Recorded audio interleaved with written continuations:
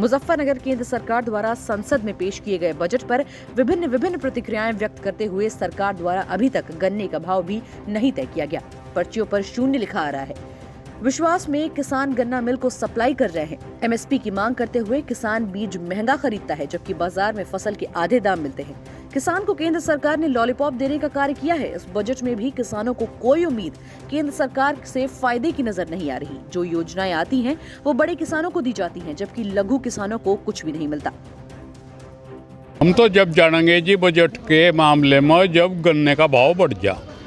अच्छा जी, पहली बात तो यह 3 साल हो गए गन्ने का भाव नहीं बढ़ा। गन्ने का भाव बढ़ जा, हर चीज़ के भाव बढ़ रहे।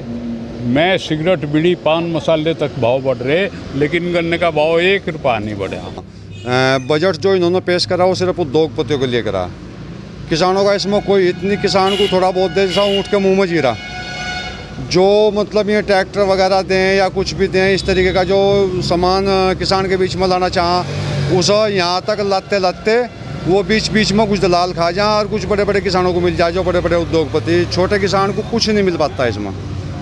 और इसके बजट तो हम इतने संतुष्ट भी नहीं हैं, ना ही इन्होंने किसानों को कुछ दिया अब तक। हमें तो विश्वास रहा नहीं। अब जब हम तो मन की बात से थक लिए और विश्वास को ऐसी बात होगी जब भी घर फेरे में कहे कि अब क्या ये होने वाला, अब क्या ये होने वाला। जब हम सोचा होता होगा, पता लगा कुछ भी नहीं होता।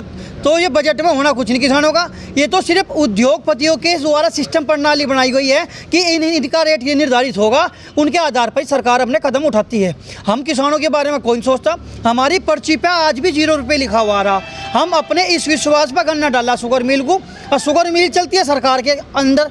हमारे रेट लिखा जो आ रहा, पर्ची पर 0 रुपये लिखा रहा। मुजफ्फरनगर से दस्तक टाइम्स के लिए फल कुमार पवार की रिपोर्ट।